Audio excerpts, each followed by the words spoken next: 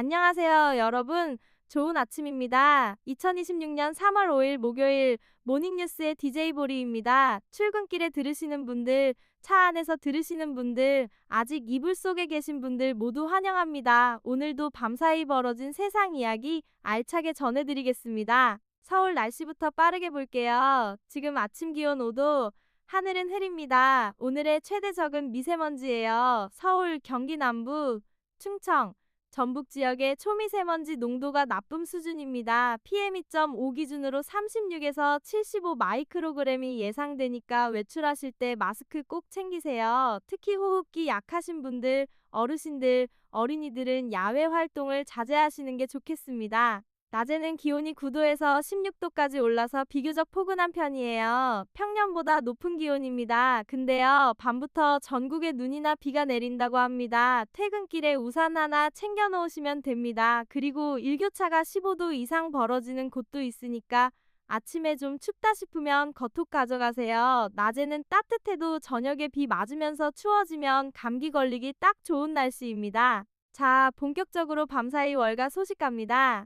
여러분, 어제 미국 증시가 드디어 숨을 돌렸습니다. 지난 토요일 이란 공습 소식 이후로 월요일 폭락, 화요일 추가 하락으로 투자자들 심장이 많이 쪼그라들었는데요. 수요일에 반등이 나왔어요. 숫자 보겠습니다. S&P 500이 0.8% 상승해서 6,870선을 회복했습니다. 월요일에 다우가 장중 1200포인트까지 빠졌던 거 기억하시죠? 어제는 다우존스가 301포인트 올라서 48,800대로 돌아왔습니다. 나스닥 100은 1.5% 상승하면서 대형 기술주들이 반등을 이끌었어요. 반등의 이유를 좀 더 자세히 살펴볼게요.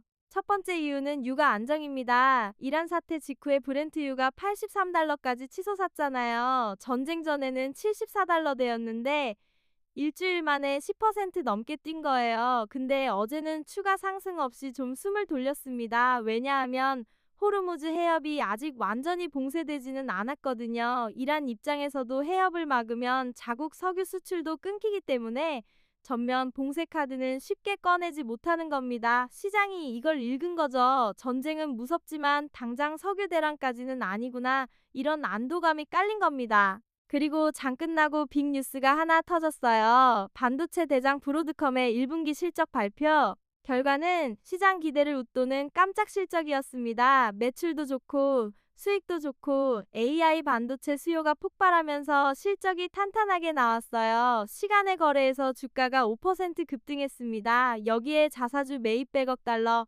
하나로 약 15조 원 규모를 발표했어요. 이건 뭐냐면 회사가 자기 주식을 스스로 사겠다는 건데 주가에 대한 자신감의 표현이에요. 최근에 AI주들이 실적을 잘 내놔도 주가가 안 오르는 AI 피로감 현상이 있었는데 브로드컴이 이 벽을 깰 수 있을지 오늘 미국 정규장에서 확인해야 합니다. 만약 브로드컴이 5% 시간의 상승분을 정규장에서도 유지한다면 엔비디아를 비롯한 AI 반도체 섹터 전체에 긍정적 영향을 줄 수 있어요. 이란 전쟁이 5일째 접어들었습니다. 지난 토요일 3월 1일에 미국과 이스라엘이 이란에 대규모 공습을 감행했잖아요. 그 이후로 상황이 계속 확대되고 있습니다. 미국 인권단체 집계로 사망자가 1000명을 넘었다는 보도가 나왔어요. 어린이를 포함한 민간인 사상자도 발생하고 있습니다. 어제 미국 상원에서 중요한 투표가 있었는데요.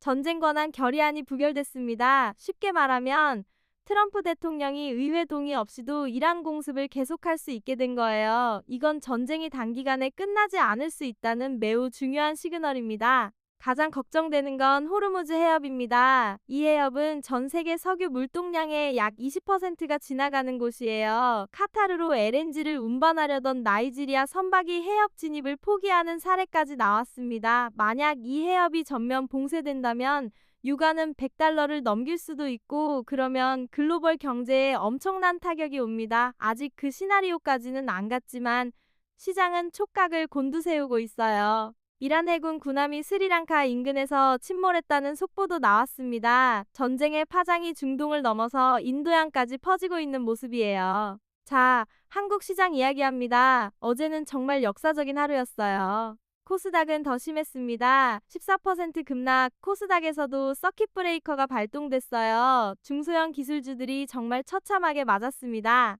원달러 환율은 개장가 1,479원에서 시작해서 장중에 1,500원을 돌파했어요. 이게 뭘 의미하냐면 외국인 투자자들이 한국에서 대규모로 자금을 빼고 있다는 거예요. 한국 주식을 팔고 그 원화를 달러로 바꿔서 나가니까 원화 가치가 떨어지는 겁니다. 쉽게 비유하면요.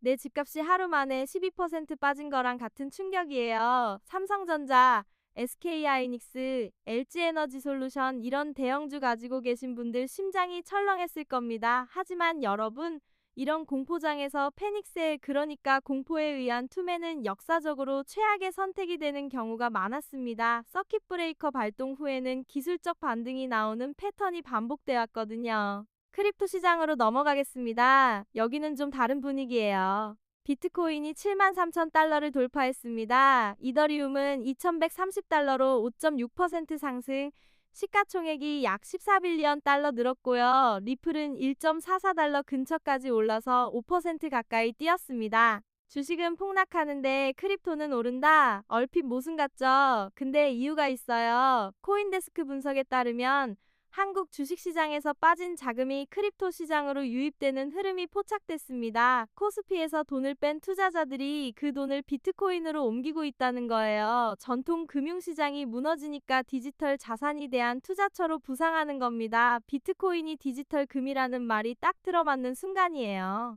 그런데 재미있는 게 하나 있어요. 크립토 공포탐 욕지수가 10입니다. 극단적 공포, 거의 한 달 가까이 이 수준을 유지하고 있어요. 가격은 오르는데 심리는 바닥, 이런 괴리는 흔치 않은 현상인데 보통 시장의 변곡점에서 나타납니다. 시장 참가자들은 아직 겁을 먹고 있는데 가격은 먼저 움직이기 시작한 거죠. 분석가들은 비트코인이 3월 중에 75,000에서 8만 달러까지 갈 수 있다는 전망도 내놓고 있습니다. 물론 이건 예측일 뿐이고 이란 전쟁이 어떻게 전개되느냐에 따라 완전히 달라질 수 있으니 참고만 하세요. 글로벌 이슈 몇 가지 더 짚고 가겠습니다. 네팔에서는 내일 총선이 예정되어 있고요. 인도에서는 국방 관련 대형 조달 계약 소식이 나왔습니다. 무역 쪽에서도 중동 분쟁의 파장이 커지고 있어요. 물류 비용이 올라가면 결국 전 세계 소비자들이 더 비싼 값을 치르게 됩니다.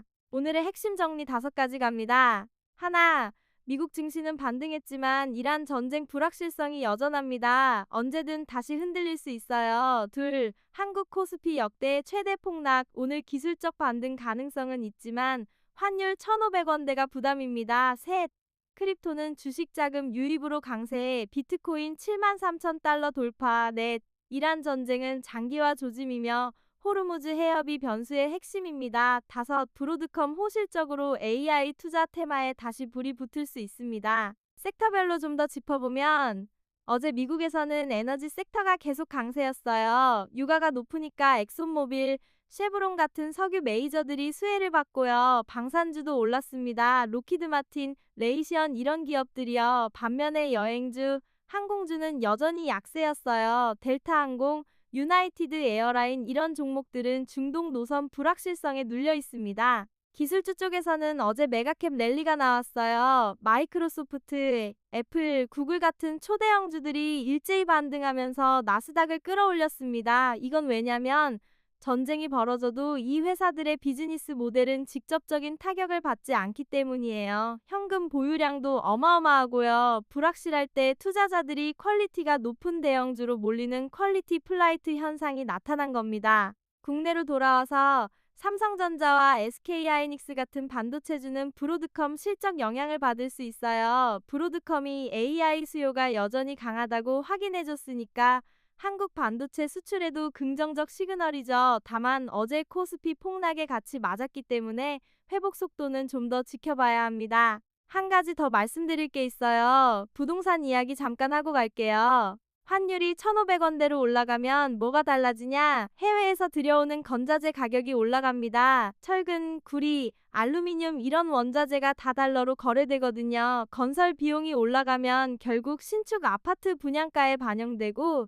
이건 기존 아파트 가격에도 영향을 줍니다. 당장은 전쟁 공포의 관망세가 이어지겠지만 중장기적으로는 인플레이션 압력으로 작용할 수 있어요. 전세 사시는 분들도 금리 동향 주시하세요. 한국은행이 금리를 어떻게 가져가느냐에 따라 전세대출 이자가 달라지니까요. 그리고 요즘 하시슈 하나 더요. AI 반도체 얘기를 했는데 사실 AI가 우리 일상에도 엄청 빠르게 파고들고 있거든요. 어제 카르나타카, 인도의 한 주인데요.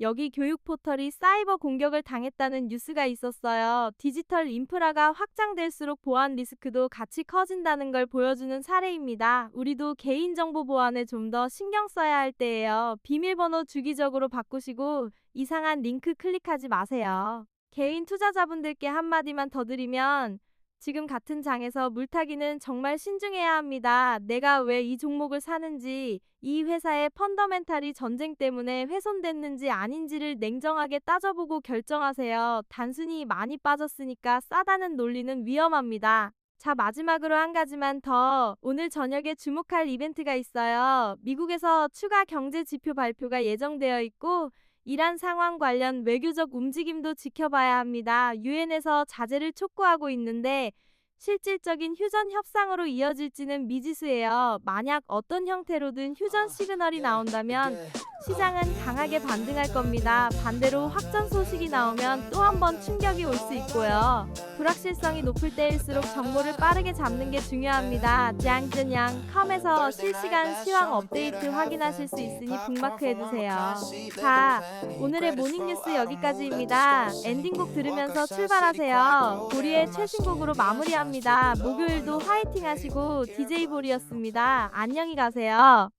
All my thoughts echoing down these avenues. One more sleep till freedom, nothing left to lose. Streetlights painting gold on every puddle. My reflection walking through a dream. Friday's knocking, I can almost touch it. Nothing's ever quite the way it seems. I got the whole night, nobody calling. Sidewalks mine, the city lights are falling. Thursday screening so low, but I'm glowing. One step closer, feel the weekend flowing. I don't need a plan.